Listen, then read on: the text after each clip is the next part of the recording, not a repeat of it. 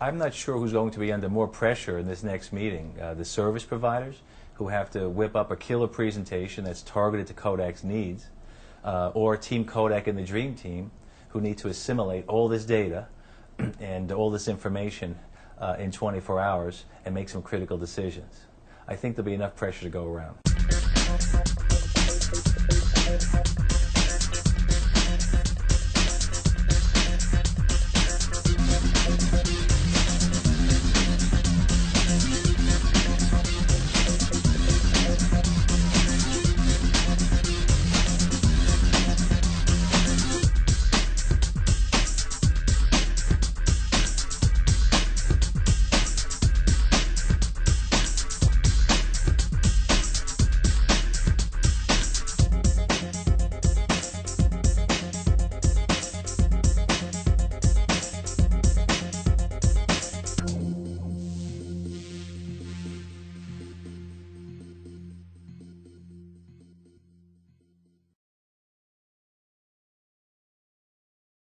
You came alone into the lion's den. Yes. Okay? And I want to tell you, I'm impressed by that. We've used the Outsourcing Institute and their knowledge and supplier database as a starting point. I don't need a cast of thousands to tell us a story. Since our kickoff meeting in New York, what the team has worked on is really taking a look at the long list of the supplier list that we had. Could you tell us how you came up with some of the categories and what you think some of the judgment should be placed on? We started out with a list of 50 suppliers provided by the Outsourcing Institute. One of the things we absolutely still wanted to make sure we did is give all of our incumbent suppliers their due diligence and being able to respond. Well, the categories themselves were based on your levels of criteria for each of the providers, and looking at what was important to Kodak. I think a mistake that companies often make is picking one selection criteria instead of looking at several. Setting your evaluation criteria and your objectives becomes the most crucial first step. We established our criteria after, I'd say, several discussions with the Dream Team and the consultants from the Outsourcing Institute. You can weight the categories, you can weight the questions, or you can just look at raw scores. My experience has always shown me that it didn't matter. We have narrowed down the list to 7 suppliers who have received the RFP. We ended up going with an RFP because we had asked the suppliers for a list of items that we could use as a basis for getting information from all the potential suppliers. And it might have been a communication breakdown, but we didn't get what we were looking for. So whether you call it an RFP or you call it a request for quote, whatever you call it, you still have to go through the process to be able to say, here's what I'm looking for and how can you provide it. Let's put them on a short leash, a short time frame, but come back to us with your best solution versus sending out the 80-page RFP, just trying to force fit their solution into that. I think it'll move quicker. Although it is an RFP, it is challenging, I would say, in terms of the traditional process. Our next step is to bring the suppliers in, meet with them one-on-one, have meetings that will categorize and also explain everything that we need to understand about them and us so we can go to a decision-making process. The key thing here is I've told anybody, the person, the company, the ideology that all wraps together in a timeline that we need wins. My concern with having very short time to meet with the vendors is that we're not going to understand the vendors' offerings well enough, or we might not ask the right questions. Kind of excited about it because it's really our opportunity to engage with them and be able to see what they have to offer. On the other hand, looking ahead, it's going to be a lot of work and a lot of long hours. Joseph Janowicz, I represent Eastman Kodak Company Worldwide Purchasing. My role in the procurement department is to help manage the entire process by looking specifically at 3 things.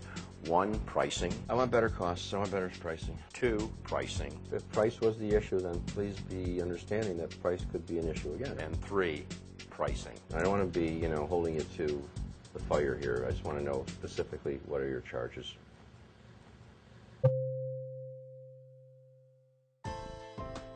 And I'm Betty Petro, Director of Talent Acquisition and Employee Services Strategy Development. So I'm representing the permanent side of the RPO. I'm Carol Hawn, and I manage the U.S. contract labor part of Eastman Kodak. I want to really go quite quickly to what our needs are. Okay. Because there's, obviously some people that are knocking on the door or making phone calls saying they can do it too.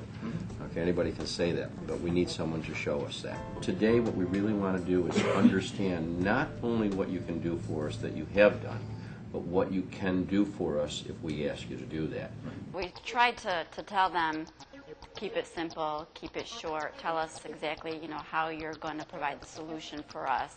And a lot of what I've seen in some of the responses, not all, but some of them, is a lot of the marketing stuff, right? If they start to make a pitch on, all the wonderful awards that they've done and all the great history of their company, I do a timeout. You don't need to know how many awards you've won or your Six Sigma and all that other stuff right now. You have to show us what you can do, and don't tell us in, 50 pages of material.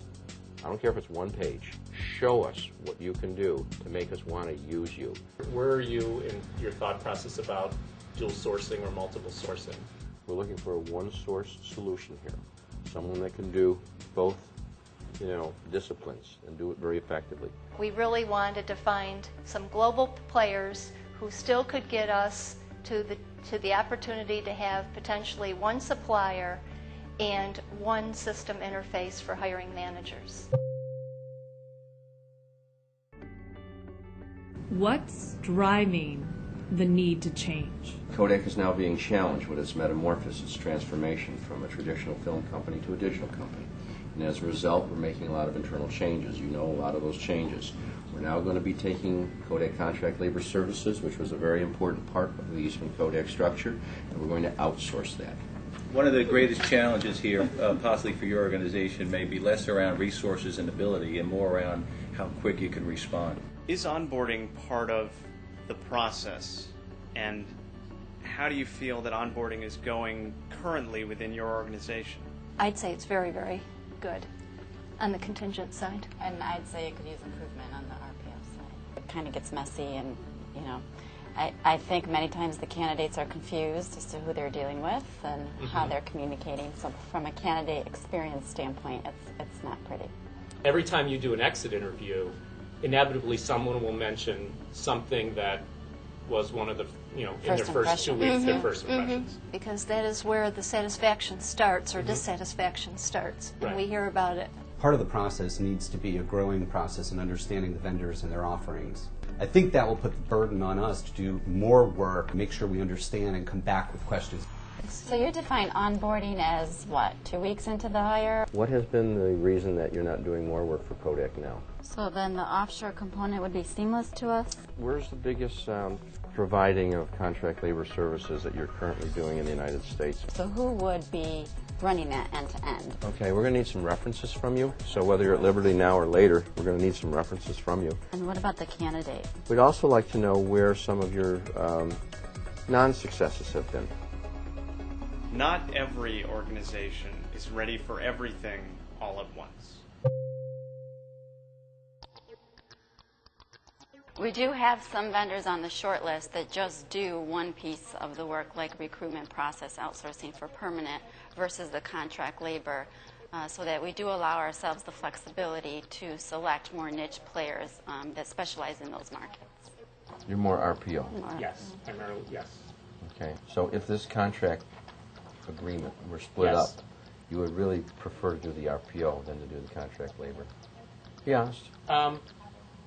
I would prefer to do the RPO side of it. Fine, you're not disqualifying yourself, you're just clarifying yourself. I want to give you a homework. I'm going to give you a homework assignment. I've got homework for you to do, and then you can do a wrap-up. First of all, we need to understand what type of process in terms of a VMS-type system that you would be offering to Kodak. So if you're going to be using a system, we need to know what the system is. Can we see the system? And it has to be arranged in a very short timeline. Secondly, in terms of the RPO side of the business, we'd like to know what type of a program you offer, whether it's a management fee, whether it's a fee for hire, or what the parameters are that is based upon what the cost would be to Kodak. You can contact Betty and or Carol for any specific things relating to their specific needs. And if you need some help on your homework assignment, if you've got any questions to the teacher, you let me know, because I prefer short, smart. Again, I like to be brief to the point. If you can do this, and you can show us how you can do it, and you can tell us how you've done it for other people, then we'll consider doing it with you. I mean, it's as simple as that.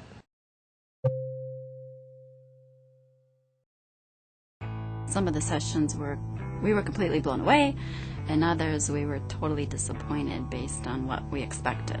The word of the day is exhaustion. I personally am extremely exhausted. Everyone in the team, I believe, although we have a good team spirit, is a bit worn out, and we still are at the early phases.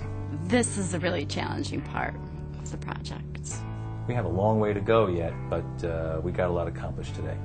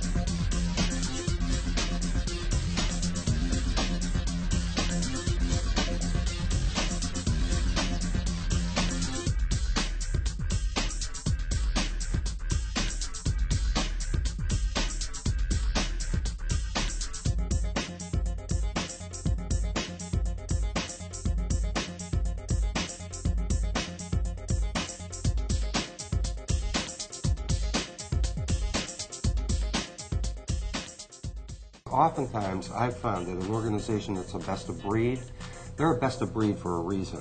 But let's be realistic, they could do it. They can do it. They can do it. They can do it. Make sure they have what it is they say they have and are going to deliver what you need. We really struggled with how would you do it. I also am concerned about some of the cons. From the compliance standpoint, there was absolutely nothing. You don't have time. Their pricing was different ballpark, a different sport. This is it. This is showtime.